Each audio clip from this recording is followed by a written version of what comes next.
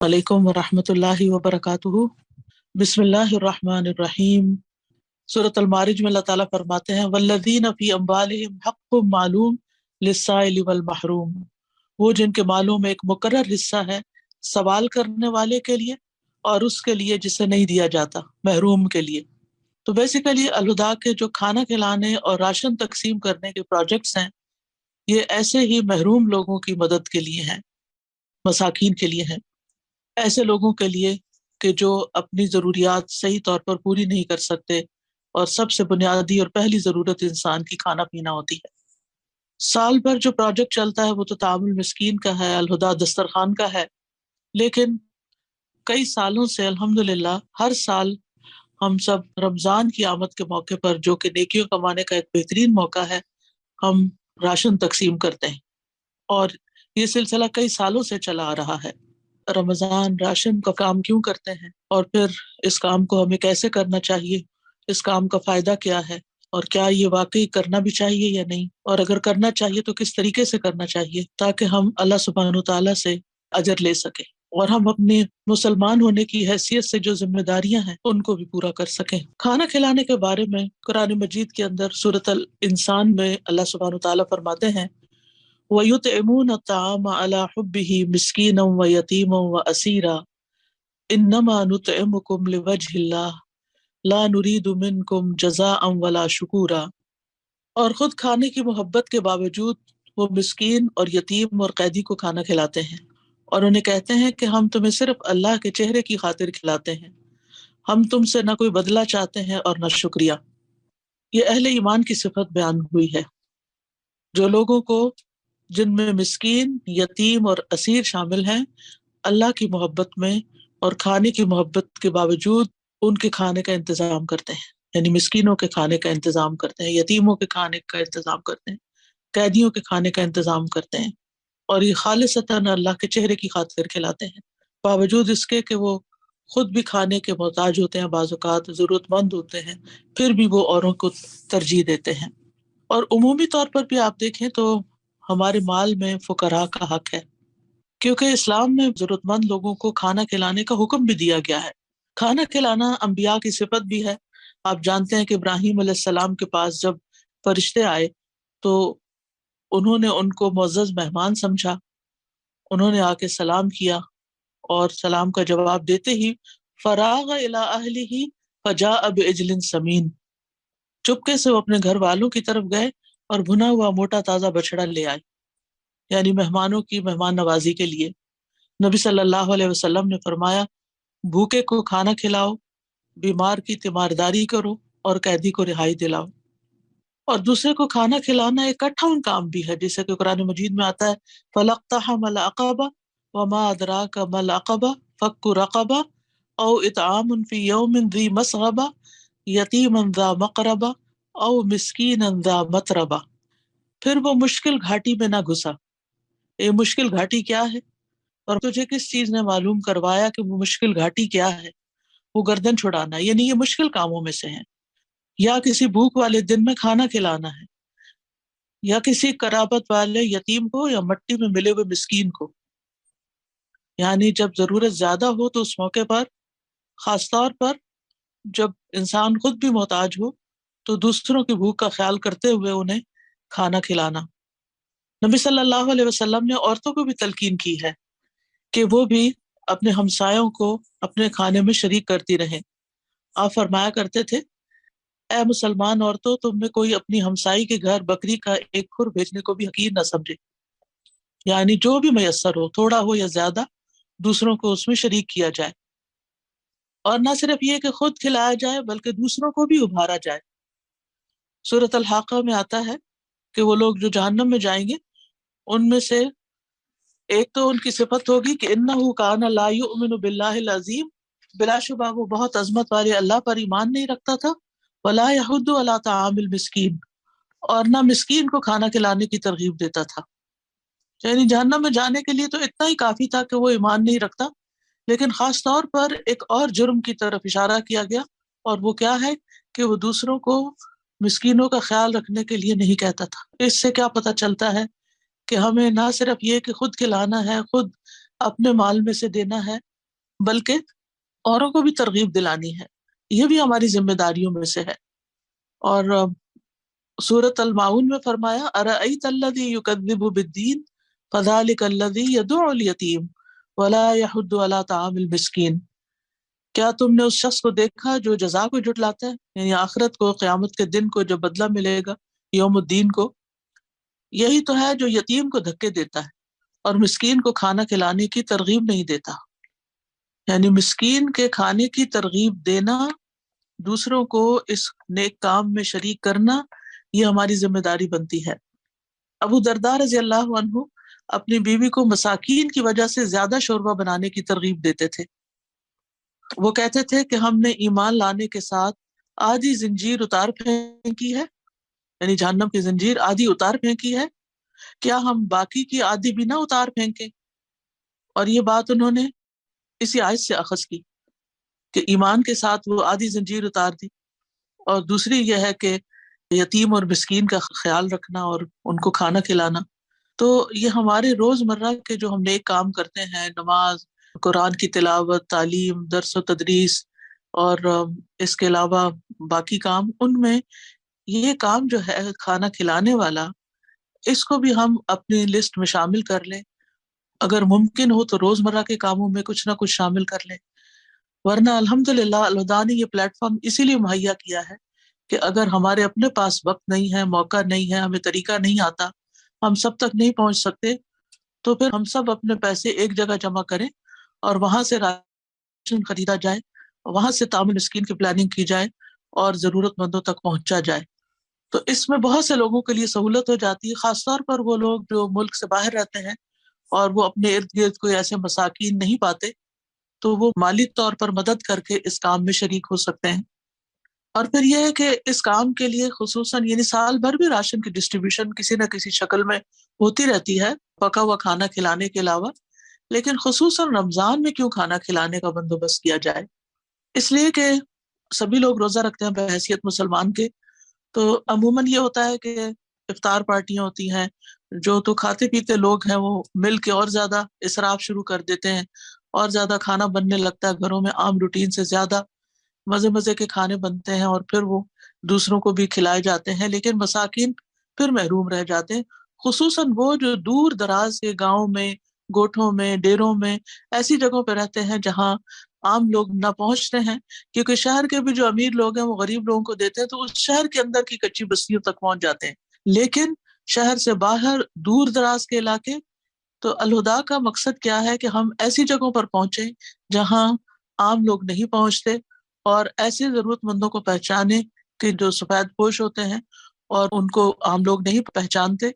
لیکن ان کے قریبی ساتھی اور قریب میں رہنے والے لوگ ان کی ضرورت کو سمجھتے ہیں۔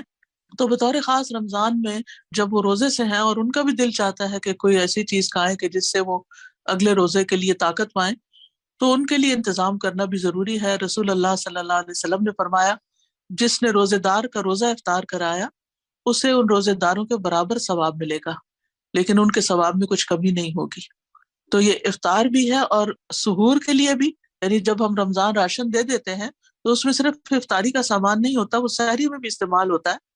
رسول اللہ صلی اللہ علیہ وسلم جو تھے وہ دوسروں کو سحری میں شریک کرتے تھے۔ ارباز بن ساریہ کہتے ہیں کہ رسول اللہ صلی اللہ علیہ وسلم نے مجھے رمضان میں سحری کے لیے بلایا اور فرمایا آؤ مبارک کھانا کھا لو۔ تو آپ کا یہ جو رمضان راشن دینا ہے یہ ایک طرح سے ایک بابرکت کام بھی ہے۔ بہت سے سلف صالحین جب روزہ رکھتے تھے تو اپنی افطاری کے کھانے میں دوسروں کو ساتھ کھلانے کو ترجیح دیتے تھے۔ ان میں سے خصوصاً حضرت عبداللہ بن عمر، داؤد طائی، مالک بن دینار اور احمد بن حنبل کا ذکر ملتا ہے۔ ابن عمر یتیموں اور مساکین کے ساتھ روزہ افطار کرتے تھے۔ اگر ابن عمر کو یہ علم ہو جاتا کہ ان کے گھر والوں نے ان کو مساکین اور یتیموں سے دور ہٹا دیا ہے تو اس رات وہ افطاری نہ کھاتے، یعنی روزہ تو کھول لیتے لیکن وہ پھر کھانا نہیں کھاتے تھے، یعنی اتنا زیادہ وہ احساس کرتے تھے۔ اور گھر والوں کے ساتھ یہ معاملہ اس لیے تاکہ اس چیز کو وہ بھی اہمیت دیں۔ اور پھر یہ ہے کہ اکیلے افطار کی بجائے لوگوں کے ساتھ مل کر افطار کرنا جو ہے وہ زیادہ افضل ہوتا ہے۔ ابو سوار ادبی کہتے ہیں کہ بنو عدی کے کچھ لوگ مسجد میں نماز پڑھتے تھے، ان میں سے کسی ایک نے کبھی اکیلے اس طرح افطاری نہیں کی کہ وہ کھانے پر اکیلے ہوں۔ اگر ان کو کوئی کھانے والا ساتھ مل جاتا تو وہ کھا لیتے، ورنہ وہ اپنا کھانا مسجد کی طرف لے جاتے تو وہ لوگوں کے ساتھ کھاتے اور لوگ ان کے ساتھ کھاتے۔ اس لیے آپ دیکھیں مساجد کے اندر افطاری کا انتظام ہوتا ہے، لوگ اپنے پیسے اکٹھے کر لیتے ہیں، یا پھر ایک دن ایک شخص پورے مہینے کے لیے لوگ اپنا اپنا دن لکھوا دیتے ہیں اور اس دن کی افطاری کے پیسے وہ جمع کراتے ہیں۔ لوگ اپنے اپنے کاموں سے، جاب سے واپس آتے ہیں اور مساجد کے اندر افطار بھی ہوتی ہے، کوئی لیکچر بھی ہو جاتا ہے، اور اس کے ساتھ یہ کہ پھر نماز بھی ہو جاتی ہے، کیونکہ کھانا کھایا ہوتا ہے تو پھر بعد میں کچھ وقفے کے بعد تراویح شروع ہو جاتی ہے تو تراویح بھی پڑھ لیتے ہیں۔ تو اس طرح خواتین کو بھی تراویح پڑھنے کا موقع مل جاتا ہے، مرد حضرات کو بھی، اور بچے بھی مساجد کو دیکھ لیتے ہیں، یعنی اس میں کئی ایک خیر کے کام شامل ہو جاتے ہیں۔ پھر اسی طرح کچھ سلف صالحین تو ایسے تھے جو خود روزہ رکھتے اور بیٹھ کر دوسرے غریب و مسکینوں کی خدمت کرتے اور ان کو کھانا کھلاتے، ان کو راحت پہنچاتے۔ ان میں خصوصاً حضرت حسن بصری اور عبداللہ بن مبارک ہیں۔ اور ویسے بھی دیکھیں تو کھانے کھلانے کا اجر ہے کسی بھی شکل میں، چاہے کھجور ہو، فروٹ ہو، دودھ ہو، چاول روٹی ہو، یا آٹا راشن ہو، کوئی بھی چیز ہو، یعنی جو کھانے کی چیز ہے۔ ابن عمر کہتے ہیں کہ ایک آدمی نبی صلی اللہ علیہ وسلم کے پاس آیا اور کہا، اے اللہ کے رسول، کون سے لوگ اللہ کو زیادہ محبوب ہیں اور کون سے اعمال اللہ کو زیادہ پسند ہیں؟ تو رسول اللہ صلی اللہ علیہ وسلم نے فرمایا، وہ لوگ اللہ تعالیٰ کو زیادہ محبوب ہیں جو دوسروں کے لیے سب سے زیادہ فائدہ مند ہو۔ اب اس موقع پر ہمیں یہ سوچنا ہے کہ ہم کس طرح دوسرے لوگوں کے لیے زیادہ سے زیادہ فائدے کے بن سکتے ہیں۔ اور اللہ عز و جل کے نزدیک سب سے پسندیدہ اعمال یہ ہیں: کسی مسلمان کو خوش کرنا،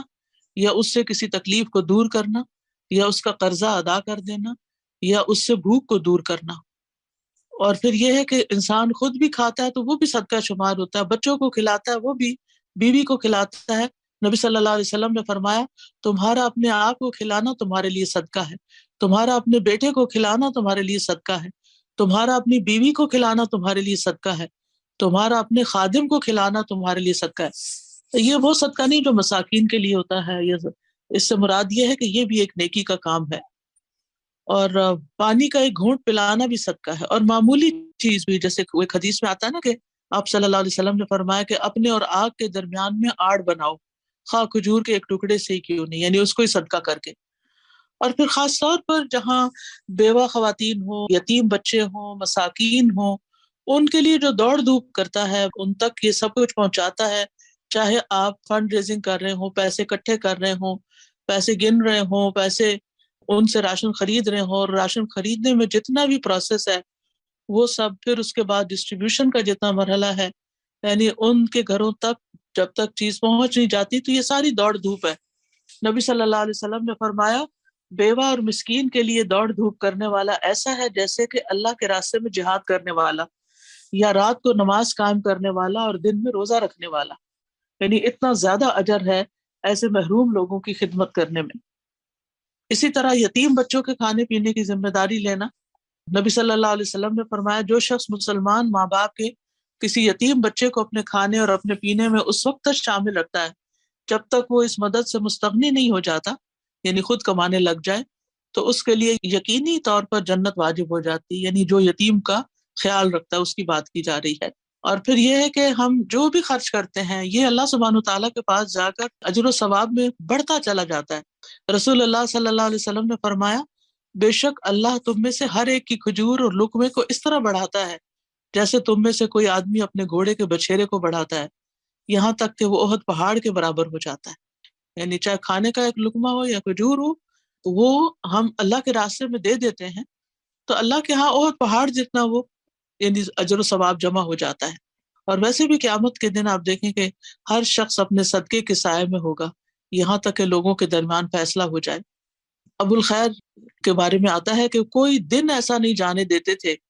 جس میں کوئی چیز، خواہ میٹھی روٹی یا پیاز یا اسی طرح کی کوئی نہ کوئی چیز صدقہ نہ کرتے، یعنی کچھ نہ کچھ وہ روزانہ ضرور دیتے تھے۔ اسی طرح نبی صلی اللہ علیہ وسلم سے پوچھا گیا کہ کوئی ایسی چیز بتا دیں جس سے جنت لازم ہو جائے، تو آپ نے فرمایا، حسن کلام اور کھانا کھلانے کو لازم پکڑو۔ اور اب یہ ہے کہ یہ بات تو اچھی طرح واضح ہو گئی ہے کہ ہمیں یہ کام کرنا ہے اور کیوں کرنا ہے۔ یہ تو کیوں کا جواب ہے کہ اللہ کی رضا کے لیے کرنا ہے، اپنی عاقبت سنوارنے کے لیے کرنا ہے، اور کس کے لیے کرنا ہے وہ بھی ان حدیث سے واضح ہو گیا ہے۔ اب یہ ہے کہ کیسے کرنا ہے۔ ایک تو یہ ہے کہ آپ اپنے انڈیویجول لیول پر، انفرادی طور پر، اپنے گھروں میں، اپنے آس پاس محلے میں، اپنے نیبرز میں، اپنے قریبی کسی بستی میں ضرورت مندوں کو دیکھیں، وہاں پر آپ اس چیز کو پہنچائیں۔ دوسرا یہ ہے کہ وہ لوگ جو آپ کے قریب نہیں ہیں، دور ہیں، وہ آپ تک نہیں پہنچ سکتے، آپ خود ان تک نہیں پہنچ سکتے، تو ان کے لیے بھی راشن کا انتظام کریں۔ اور اسی مقصد کے لیے الہدا کے پلیٹ فارم پر رمضان راشن کا اہتمام کیا جاتا ہے، اور ایسے لوگ جو مستحق ہیں، جس فقراء ہیں، محتاج ہیں، ان تک پھر یہ راشن پہنچایا جاتا ہے۔ اس کے لیے ایک تو یہ ہے کہ آپ کھانے پینے کی چیزیں لا کر اکٹھی کر دیں، اور پھر کوئی ٹیم بیٹھے ان کو سارٹ آؤٹ کرے، اور پھر وہ اٹھائے اور پھر ٹرانسپورٹ کرے اور لے جائے، تو یہ بہت مشکل کام ہے۔ اور دوسرا یہ ہے کہ آپ پیسے جمع کروائیں، اور ان پیسوں سے ایک جگہ پر راشن خریدا جائے۔ جب اکٹھا خریدا جاتا ہے تو وہ سستا بھی ہوتا ہے،